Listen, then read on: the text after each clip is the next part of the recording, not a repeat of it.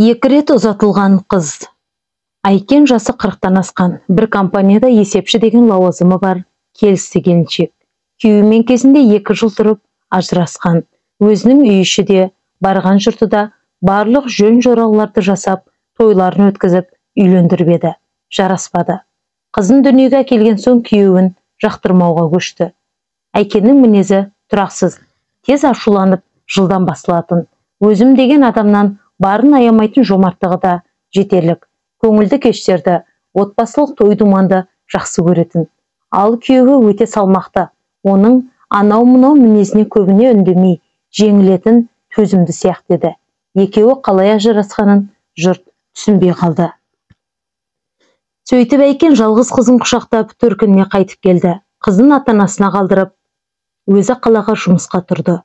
Жоғары оқу орнынан 2-ші мамандық алды. Жалақысы тәуір, жұмыста табылды.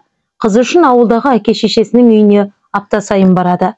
Күйеуі Айкеннің шарттапырт мінезіне жалықты ма, әйтеуір алимент төлемейтін болып шықты. Әрдайым өзім білем, өзім шешем бәрін дейтін Айкен оның алиментіне жалынбады да. Қызым басқа балалардан артық болмаса, кем қылмай әлпештеп бақты.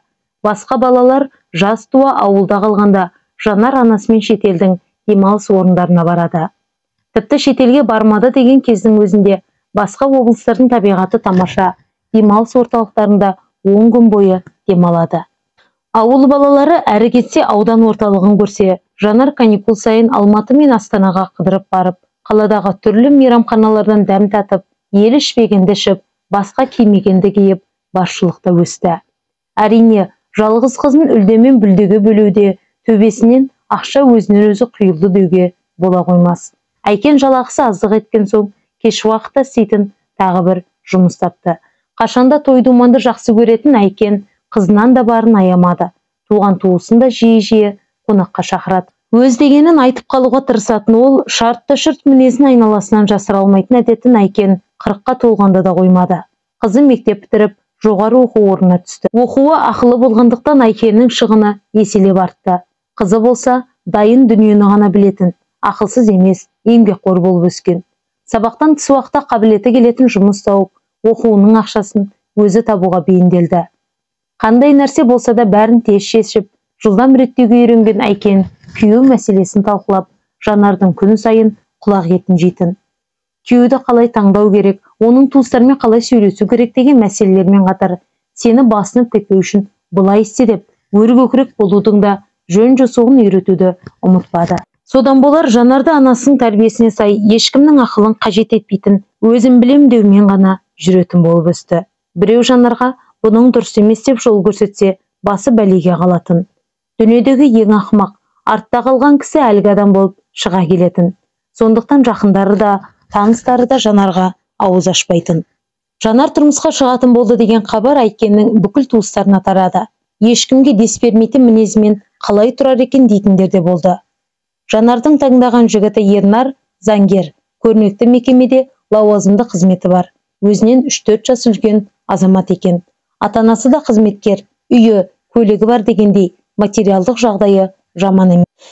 Жанар мен Ернар танысқан соң 1 ай ішінде үйленуге шешім қабылдады. Айкеннің жасы үлкен туыстары, 1 ай деген аз уақыт қой, бірін-бірі жақсылап танысын, ең болмаса 1 жыл күтпей ме деп еді. Айкен, қазіргі жастар ақылды, өздері білет деп шап ете қалды.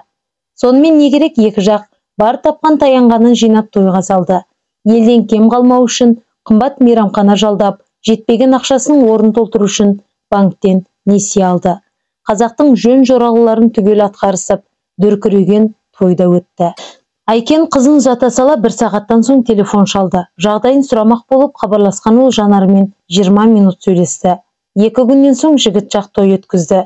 2 тойдың арасында Айкен қызымен телефон арқылы 10 шақты рет сөйлескен. Кеткен қыз кетті, барған жеріне сіңсін, мазалама деп үлкендер ақыл айтып еді. Айкен, сендер не білесіңдер дегендей беттерін қағып тастады. Содан той өткен соң күн сайын қызына телефон соғуын тоқтатпады. Ернар мен Жанар ата-анасымен бірге тұрып жатқан. Айкен болса қызына телефон шалып қана қоймай, 1 аптадан соң артынан барды. Айкен-ау, ұзатылған қыздан нең бар? Өзі үй боп, жеке тұрып жатыр. Мазасын алмасаңшы деген адамға маған айтқан ақылдарыңды өздерін езіп ішіңдер дегендей дөрекі сөздермен тойтарып тастады. Қызының артынан барған Айкен көңілсіз қайтты. Туыстары одан көңіл күйі неге бос екенін сұрап үлгергенше Айкен көргендерін түгел ақтарып бажылдай бастады.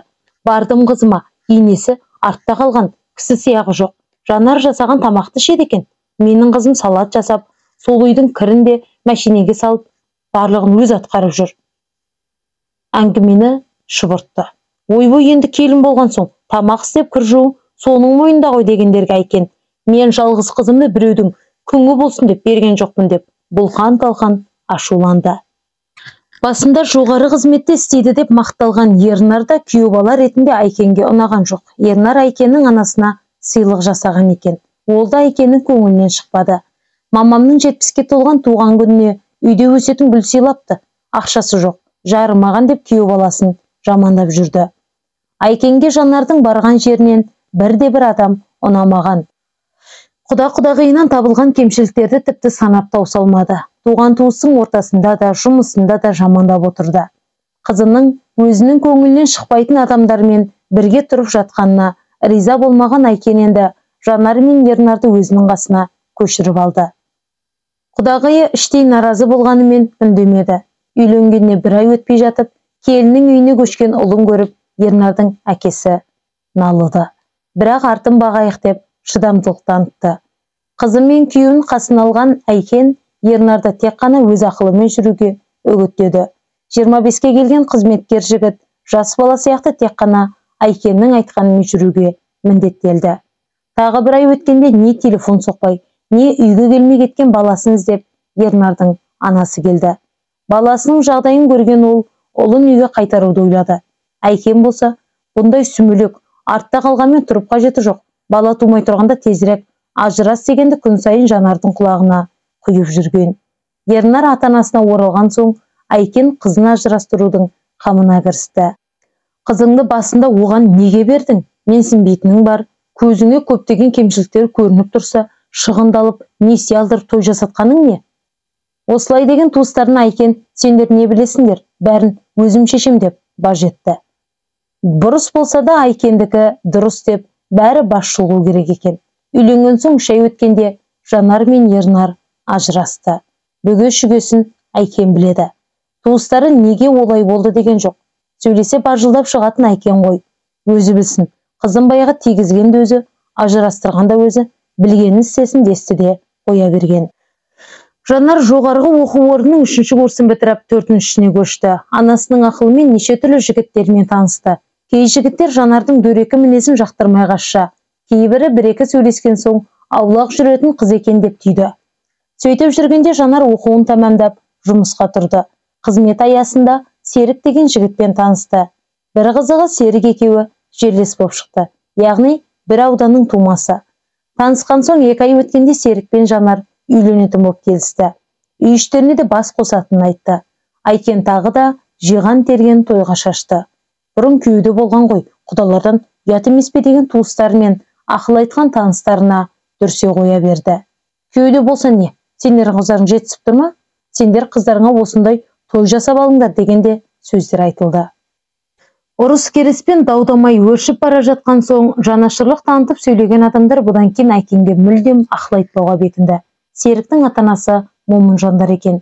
Жанардың күйеуден шыққанын естіді ме, әлде бейхабар ма, ол жағы беймәлім.